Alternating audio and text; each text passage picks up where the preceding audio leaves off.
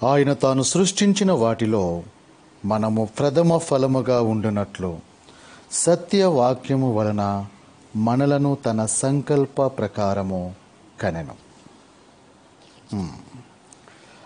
మన ఎడల ఆయనకు ఉన్న ప్రణాళిక అద్వితీయమైనది.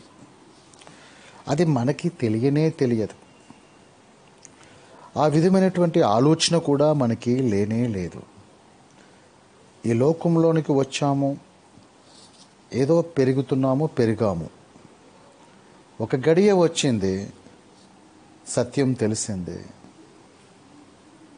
జీవితము ప్రకాశించింది, అంతే. అలాగే తన కుమారుడు అనేక సహోదరులలో జ్యేష్ఠుడగునట్లు దేవుడు ఎవరిని ముందు ఎరిగెనో వారు తన కుమారునితో సారూప్యం గలవారొకటకు వారిని ముందుగా నిర్ణయించెను.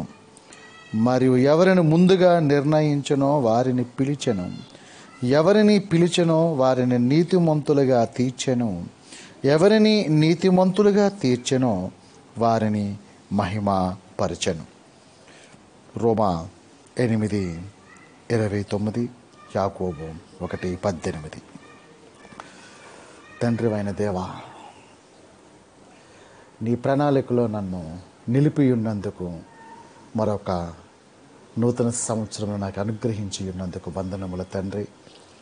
మరి నీ రెండవ రాకడ పర్యాంతము నిలిచియుండు భాగ్యమును, ఆ ఎత్తబడే గుంపులో మీ సన్నిధికి చేరుకునే ధన్యతను, అంతవరకు నీ దివ్య సువార్త సేవా పరిచర్యలో జీవితము పరవశించులాగున పరిశుద్ధాత్మను అనుగ్రహిస్తూ ముందుకు నడిపింపచేస్తూ దినదినము కృపలో భద్రపరచమని, కుటుంబమును దీవించమని, పరిచర్యను ఆశీర్వదించమని యేసుక్రీస్తు ప్రభునామములో నిండు మనసుతో వందనములు తెలియచేసుకొనిచుంటున్నాను.